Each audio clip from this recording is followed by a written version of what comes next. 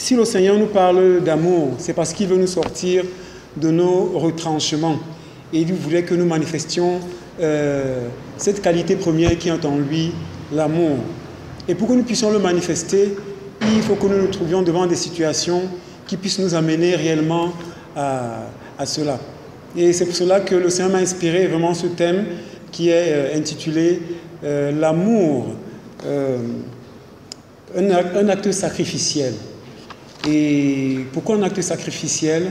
C'est juste parce que le Seigneur voudrait que nous fassions au-delà de ce que nous faisons d'habitude. Au-delà de ce que nous faisons d'habitude, pourquoi? Parce que nous vivons dans une situation alarmante. Le monde est malade, les gens souffrent, les gens sont dans des difficultés, et il faudrait qu'à côté de ces personnes, il y ait des gens qui viennent leur apporter l'aide nécessaire et le soutien qu'il faut. Et si nous qui sommes des enfants de Dieu, les serviteurs de l'Éternel, nous ne pouvons pas apporter de l'aide qu'il faut, c'est que notre mission sur la terre a véritablement échoué. Et pour que nous puissions arriver à cette fin, il est important pour nous que nous comprenions également notre mission sur la terre. Notre mission sur la terre est à l'image de Jésus-Christ, que le Seigneur a envoyé justement pour que, au travers de lui, le monde soit sauvé.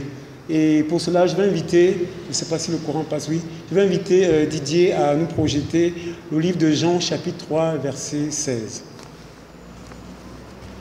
Car Dieu a tant aimé le monde qu'il a donné son Fils unique, afin que quiconque croit en lui ne périsse point, mais qu'il ait la vie éternelle. Le Seigneur ici nous parle de ce que lui-même, il est l'auteur de l'amour, et que l'amour provient de lui. Et que la manifestation de l'amour doit l'être de manière sacrificielle. C'est pour cela qu'il est le premier, lui, à poser un acte sacrificiel en nous envoyant son Fils premier-né, le Seigneur Jésus. Lorsque je lisais ce passage, enfin je le lisais souvent de manière banale, je le récitais souvent, mais c'est avec beaucoup d'attention et dans la méditation que j'ai vraiment compris le sens de ce que c'est véritablement donner, envoyer son Fils pour qu'il vienne mourir afin que nous ayons la vie, que nous ayons le salut. Et du coup, ça a revu et rectifié ma façon de voir et d'appréhender le salut. Et j'ai compris que Jésus, véritablement, a payé le prix fort pour cela. Il n'est pas venu sur la terre tout simplement pour une partie de plaisir. Il n'est pas venu sur la terre parce que il est venu pour seulement nous admirer. Il est venu sur la terre parce qu'il avait un but bien précis. Il est venu dans un univers où les gens sont dominés par le péché, par la perversité, par les crimes, les meurtres et toutes ces choses abominables que nous connaissons. Et voilà donc un père qui prend le risque d'envoyer son enfant dans une terre en insécurité, avec pour but principal de sauver l'humanité. Et quand je lisais, je me disais que bon, c'est normal, Jésus est 100% Dieu, 100% homme, donc sa mission est facile. Mais la Bible nous dit que Jésus a été tenté comme toi et moi nous avons été tentés. Ça veut dire qu'il a traversé des moments difficiles et il a échappé d'abord à la mort avant le sacrifice ultime que nous connaissons. Mais je comprends par là que c'était un risque aussi pris par Dieu quand il envoie le Seigneur Jésus venir mourir pour nous parce qu'il pouvait échouer à sa mission. Nous avons vu Adam et Ève au jardin qui avaient une mission, mais à peine ont-ils été mis à l'épreuve que tout de suite ils ont manqué leur travail.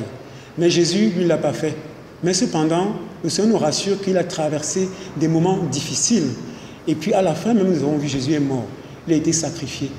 Mais est-ce que réellement Jésus pouvait refuser complètement ce sacrifice et accepter de mourir sans vraiment payer le prix pour cela, mais il a accepté de mourir de manière innocente afin que nous soyons rachetés. Et du coup, ce message me parle à moi en tant que chrétien, considérant Jésus comme étant mon modèle. Est-ce que moi, je peux véritablement faire comme Christ a fait? C'est vrai que le Seigneur ne m'encourage pas à aller mourir sur la croix ou à chercher à ce que je sois lapidé ou à ce que je meure martyr. Non, le message de Jésus, de son sacrifice, nous montre que Dieu est allé, que nous amène à aller au-delà de ce qu'on peut imaginer pour donner, pour racheter l'âme de quelqu'un. Et Jésus, le rachat de nos âmes était importante pour lui. Et maintenant, nous, en tant que chrétiens, le Seigneur nous interpelle et nous amène justement à faire pareil. Mais comment mourir donc pour les autres? Comment poser des actes sacrificiels qui sont une expression de l'amour de Dieu vis-à-vis de mon prochain, vis-à-vis de mon frère, vis-à-vis de ma sœur? Et je vais inviter le frère à nous conduire dans le livre de Marc, chapitre 8, versets 2 à 8, pour que je puisse mieux expliquer cette pensée. Jésus, ému de compassion pour cette foule, car voilà 3 jours qu'ils sont près de moi et ils n'ont rien à manger. Si je les renvoie chez eux à jeun, les forces leur manqueront en chemin, car quelques-uns d'entre eux sont venus de loin. Ses disciples lui répondirent, « Comment pourra-t-on les rassasier de pain, ici, dans un lieu désert ?»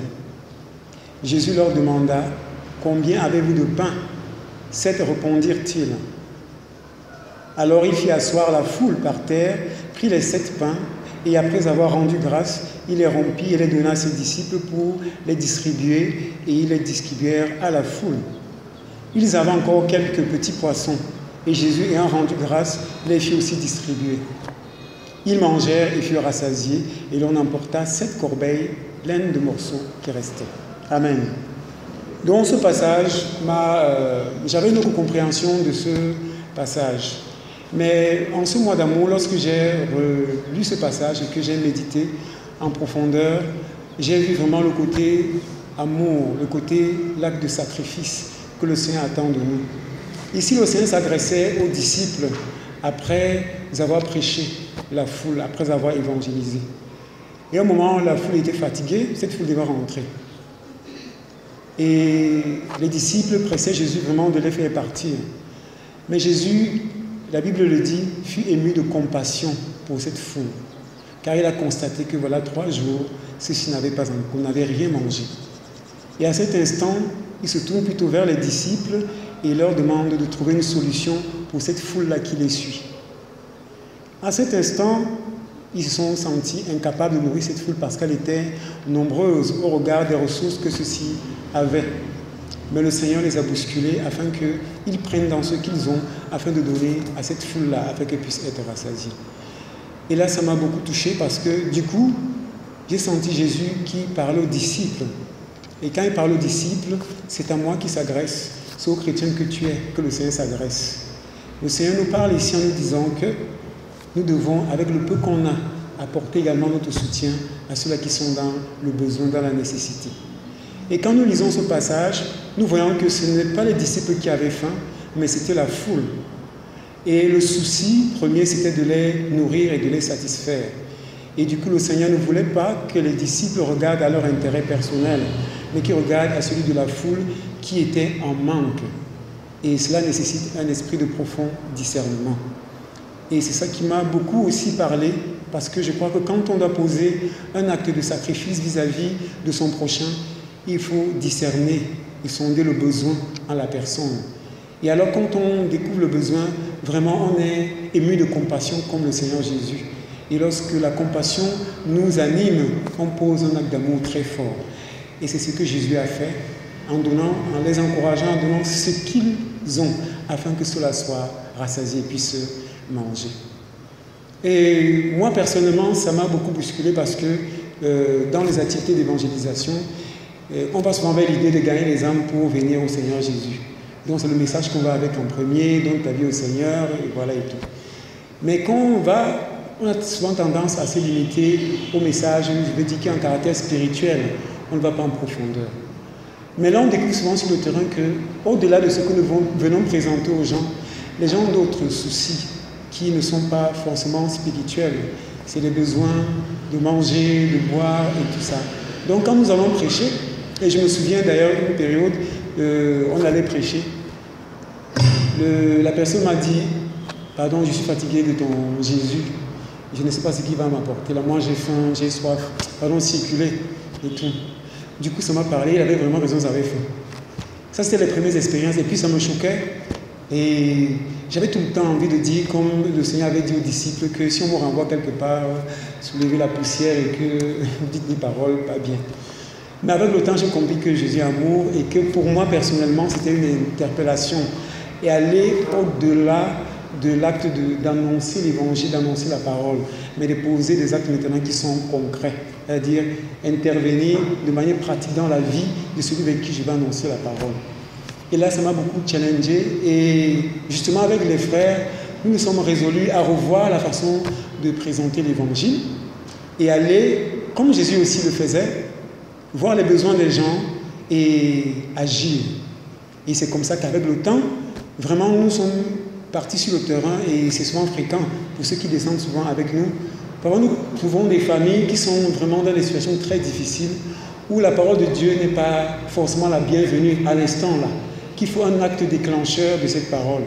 Et l'acte là, c'est l'acte d'amour que nous devons poser en donnant peut-être quelque chose à manger ou en soutenant une situation qui semblait dépasser. Je vous assure, au départ, c'est difficile parce que tu te rends compte que l'argent que tu vas aller donner, c'est ton argent de taxi. C'est tes petites réserves. Mais quand tu vois la situation qui se présente devant toi, tu te dis, bon, forcément, son cas est plus alarmant, moi je peux gérer. Et ça te bouscule, tu poses l'acte, tu donnes. Et même si à cet instant, tu sens que ça a été un peu douloureux pour toi, mais après tu as la satisfaction. Parce que ce que tu vois dans le regard de l'autre, c'est la joie. Le visage est vraiment rayonnant. Et tu comprends que là, tu es vraiment en train d'accomplir aussi l'œuvre de Christ en posant cet acte-là. Et c'est sur ça que le Seigneur vraiment m'a beaucoup parlé, interpellé. C'est qu'il faut que, en tant que les enfants de Dieu, nous devons bien comprendre ce que c'est que l'amour. L'amour a tellement de manifestations. Et il y a le côté, par exemple, de la prière. Lorsque on voit qu'un frère est dans le besoin, il faut vraiment prier pour le frère, prendre des programmes pour ce frère-là ou pour cette sœur-là, afin que ce problème soit résolu. Mais il y a une autre dimension qui va dans le domaine de l'aide et du soutien vraiment matériel, que si nous ne le faisons pas, c'est une âme qui s'égare parce qu'elle a faim, comme justement la foule qui suivait le Seigneur Jésus, et l'évangile ne passe pas. Et du coup, j'ai compris que Dieu voudrait nous sortir un peu de notre confort. Il voudrait nous sortir un peu de cette vie un peu banale que nous avons des chrétiens. C'est pas ridicule comme le frère Larry le dit souvent, vite fait, bien fait. Non, le Seigneur voudrait que nous allons en profondeur dans la manifestation de son évangile, en posant des actes puissants et très forts. Et c'est ça qui m'a beaucoup touché parce que j'ai constaté que lorsque nous allons sur le terrain et qu'on revenait revisiter ces mêmes familles-là que nous avons évangélisées d'une autre façon, le regard changeait sur les chrétiens et voyait le chrétien d'une autre façon. Et comprenait que, ah tiens, Jésus est vraiment glorifié en eux.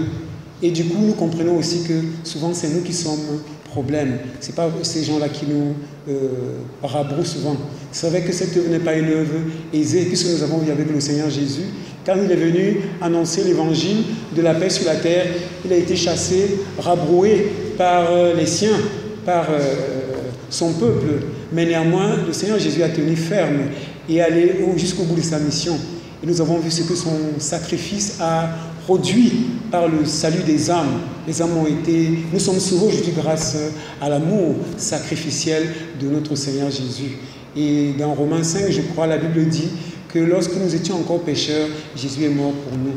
Donc vraiment, le Seigneur nous parle en ce mois d'amour et il veut nous encourager à lui demander de nous donner la force d'identifier les situations où il faudrait vraiment manifester cet acte d'amour.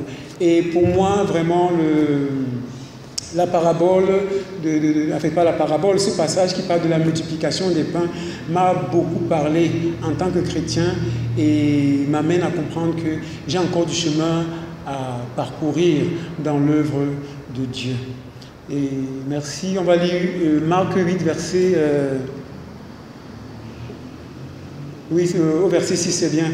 Il fit asseoir la foule par terre, prit les 7 pains. Et après avoir rendu grâce, il les rompit et les donna à ses disciples pour les distribuer et distribuer à la foule.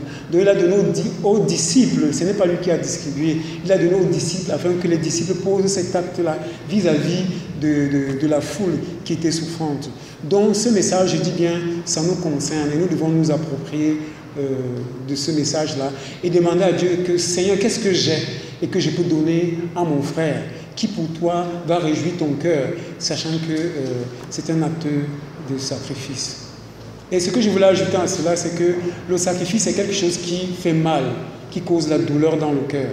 Si dans l'acte que nous le posons avec légèreté et qu'on ne sent pas comme un pic dans le cœur, je crois que peut-être c'est notre superflu que nous avons donné. Parce que lorsque nous donnons ce qui est de notre économie, ce que nous avons mis de côté, vraiment ça fait mal. Mais là où ça fait mal, c'est là où il y a aussi la guérison en même temps. Et à ce propos, je vais prendre le témoignage d'une sœur lors de la formation des disciples la semaine passée. On parlait de l'amour. Et elle dit ceci, dans son quartier, elle a sa voisine qui sait qu'elle est une enfant de Dieu. Et cette voisine avait un enfant qui était gravement malade et il fallait de l'argent pour soigner cet enfant. Elle venait en pleurant, elle a traversé tout le monde. Dès qu'elle a vu la sœur, elle a dit à la sœur que vraiment Dieu merci, je vois que mon problème est résolu. Elle a demandé qu'est-ce qui ne va pas. Elle lui a dit voilà mon enfant est malade et j'ai besoin d'argent. À l'instant, elle se sentait mal parce qu'elle ne voulait pas que cette femme lui parle de l'argent. Et la somme d'argent qu'elle a demandé, c'était exactement ce qu'elle avait mis en réserve pour ses factures d'eau, d'électricité. Et quand la femme parlait, elle pleurait en même temps.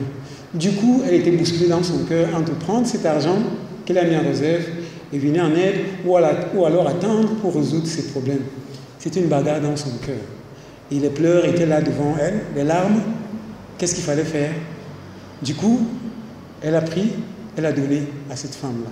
Dès qu'elle a donné à cette femme, vraiment le problème de l'enfant a été résolu. Et elle-même, quand elle a vu ce résultat, la douleur est partie. Elle exprimait une grande joie vis-à-vis de cela. Et je crois que son témoignage-là venait nous montrer ce que c'est que de faire un acte sacrificiel et ce que ça produit plus tard dans nos vies. Parce que ça sert de témoignage, ça sert d'annoncer l'évangile et d'encourager les uns les autres à faire comme Jésus-Christ a également fait. Et quand nous avons posé la question à la sœur, qu'est-ce que ça lui a fait de manière personnelle? Elle dit au départ, ça fait mal, mais après, elle s'est sentie tellement bien, elle s'est sentie importante et qu'elle a trouvé qu'elle est quand même une solution pour les autres sur cette terre. Et là, c'était le coup du message. J'ai compris que vraiment, encore ici, le Saint me parlait au travers de son témoignage. Et c'est ce que je voulais vraiment nous partager. C'est que véritablement, regardons Dieu sous cet angle-là et revoyons notre façon de faire sur notre marche avec le Seigneur. Nous ne sommes pas seulement spirit, comme on dit souvent, holy, holy, super spirituel, mais redescendons un peu sur terre. Si nous voulons être super spirituels, nous n'allons pas accomplir la mission de Christ. Car si Dieu le voulait aussi, Christ ne serait pas descendu sur terre puisqu'il était dans les cieux. C'est dans les cieux qu'il a vu la souffrance de l'humanité et qu'il est descendu. Nous aussi, le Seigneur nous demande de quitter de notre nuage et de descendre vraiment sur terre et de comprendre que la vie du chrétien n'est pas seulement une vie spirituelle dans le sens prière et toutes ces choses-là qui sont très bien. Mais maintenant, il faut maintenant passer par des actes pratiques qui sont des actes qui parlent plus que toute autre chose. Et les formules vraiment toutes faites, comme par exemple, si un frère t'appelle et dit « Mon frère, je suis malade. » Bon, tu envoies un passage, mon frère lit peut-être le psaume 23, « L'Éternel est mon berger » ou bien vraiment « Sois fortifié, le Seigneur au contrôle ». C'est bien beau, ça fortifie. Mais à un moment, ce n'est plus ça que le frère désire. C'est un peu comme le témoignage que la sœur Patricia a partagé. Certainement, si les gens lui ont envoyé des messages, elle a dit tout à l'heure « Merci aux médecins ». Merci. Ça veut dire qu'il y a des gens qui ont intervenu de manière pratique, concrète et ça l'a touché, ça l'a bousculé. Et c'est ce que le Seigneur voudrait créer en nous, cet élan, que nous sortons un peu de cela et que nous donnons ce que nous avons. Et lorsque nous le faisons réellement, je crois que nous expérimentons aussi une délivrance en nous-mêmes. Parce que le Dieu que nous servons n'est pas un Dieu égoïste. Et ce que je voulais aussi ajouter dans cela, c'est que nous devons comprendre que si le Seigneur nous demande de poser des actes sacrificiels, c'est parce que nous sommes les intendants de ses biens. Et en tant que les intendants des biens de Dieu, ce que nous avons ne nous appartient pas. Ce que nous avons appartient à Dieu. Nous ne sommes que ses instruments. Et dès lors que nous comprenons que nous sommes les intendants, c'est-à-dire les instruments que Dieu utilise tout simplement pour accomplir un but précis, alors je crois que poser des actes sacrificiels d'amour profond ne serait pas très difficile pour nous, parce que nous aurons compris ce pourquoi nous sommes là. Nous ne sommes que des instruments entre les mains du Seigneur. Parce que le Seigneur cherche des personnes au travers de qui agit puissamment et bénit d'autres personnes. Parce que Dieu ne peut pas descendre physiquement sur la terre pour commencer à distribuer les bonbons et intervenir dans la vie des uns des autres. Non, il faut bien qu'il passe par des personnes. Et c'est nous qu'il a choisis. Nous sommes des vases qu'il a choisis. Nous sommes des serviteurs inutiles, comme la Bible le dit. Alors si je me considère comme un serviteur inutile, vraiment je vais comprendre pourquoi je suis là. Que je ne sais rien d'autre que de servir Dieu et de faire sa volonté. Et du coup, je me considère tout simplement comme un vase et lui il est le potier. Il me donne la forme qu'il veut, il me remplit comme il veut, afin que les autres viennent s'abreuver. Mais quand je me vide complètement, il prend le temps de me remplir. C'est pour cela que j'aime justement ce passage de la multiplication des pains, parce que lorsque les disciples posent cet acte sacrificiel, le Seigneur, au-delà des 5 pains et des 2 poissons, il ajoute encore 12 paniers, dont ce n'était pas les pains, mais c'est des paniers qu'il donne aux disciples pour leur montrer que l'acte sacrificiel est un acte de bénédiction. Et c'est un acte qui ouvre une porte également à la grâce de Dieu dans notre vie, afin que nous soyons également de source de bénédiction pour plusieurs. Et c'est cette interpellation-là que j'ai véritablement reçue concernant ce passage. Et ce n'est pas facile du tout, je vous assure, parce que quand on donne, au moment où on pense à la situation d'après, Seigneur, qu'est-ce qui va compléter le vide, le manque qui s'est créé? Et je me souviens aussi, justement, par rapport à cette affaire d'acte sacrificiel dans ma propre vie, j'avais beaucoup prié Dieu face à une situation, j'avais besoin d'argent. J'ai vraiment demandé de l'argent et ma prière a été exaucée. Et Dieu m'a accordé la grâce d'en avoir. Mais au même moment où j'ai reçu cet argent-là, dès que j'ai touché, j'ai mis dans ma poche, je suis parti quelque part, dès que je suis arrivé, hop, voilà une sœur dans le Seigneur qui vient directement avec un problème qui était vraiment, vraiment important. Dans mon cœur, vraiment, il y avait de la tristesse. J'ai dit, Seigneur, comment je t'ai demandé l'argent parce que je veux faire quelque chose. Et surtout, tu veux me placer devant une situation comme celle-là. Bon, j'ai dit tant qu'à faire, c'est rien, c'est Dieu qui a permis cela et que je vienne en aide à cette sœur. Je l'ai fait. Bon, pas avec un grand pincement parce qu'il y avait encore de la réserve. J'ai dit, bon, ok, ça passe. Donc, ce n'était pas aussi sacrificiel que ça. Quand j'ai posé l'acte, je n'ai pas fait quelque part, une autre personne s'est encore présentée, la même situation. Alors là, j'ai senti qu'ici, le Seigneur me mettait véritablement à l'épreuve. Et maintenant, la réserve que j'avais, je bagarrais maintenant dans mon cœur vis-à-vis de ça. Mais à la fin, j'étais obligé de le faire, j'ai donné. Et du coup, vraiment, au-delà de la tristesse que je voulais éprouver, le Seigneur m'a donné une leçon au travers de ça. Et j'ai compris que, voilà comment est-ce que le Seigneur marche avec nous. Par des voies vraiment que nous ne pouvons pas maîtriser. Mais le but, c'est qu'il voudrait que nous soyons à son entière disposition pour être réellement des instruments entre ses mains pour bénir les autres. Je vais inviter également le frère à aller dans le passage suivant. C'est dans le livre de 1 Corinthiens 13, à partir du verset 4, je vais lire.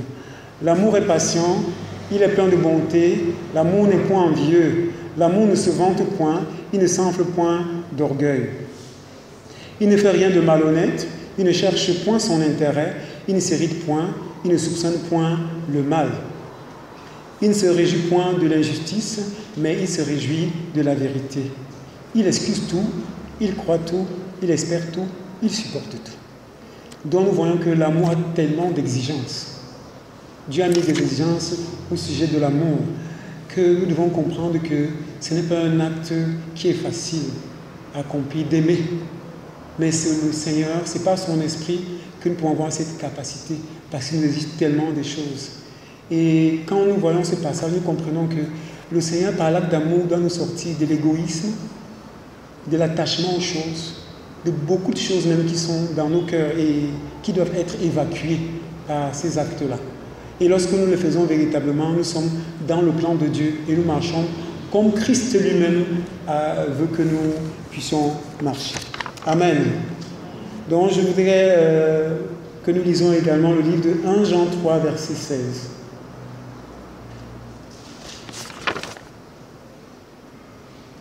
Nous avons connu l'amour en ce qu'il nous a donné, en ce qu'il a donné son Fils pour nous.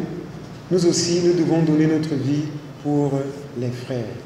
Nous avons connu l'amour en ce que Jésus a donné sa vie pour nous. Donc le Seigneur nous renvoie encore dans les fondements même de l'amour, pour nous dire que si nous avons eu la grâce de connaître l'amour, c'est parce que Jésus réellement est mort pour nous. Et son sacrifice est le témoignage de l'amour, sacrifice que Dieu voulait que nous puissions manifester. Nous avons reçu cette grâce-là.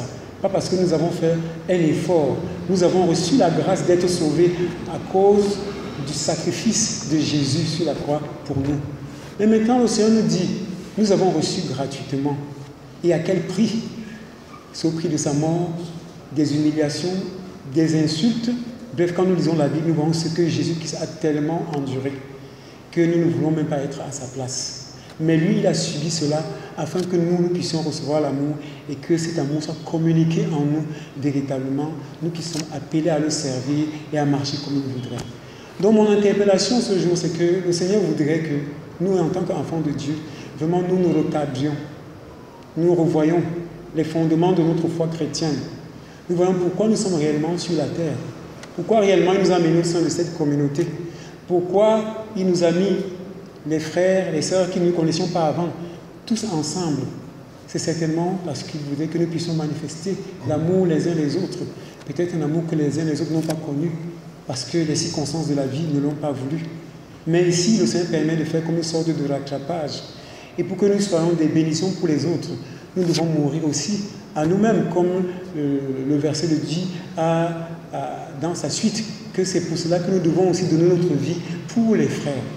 Donc, donner notre vie, c'est que le Seigneur ne nous demande pas d'aller mourir comme lui sur la croix, ou de nous suicider parce qu'on veut montrer que par notre suicide, les gens seront sauvés. Non, ce n'est pas ça.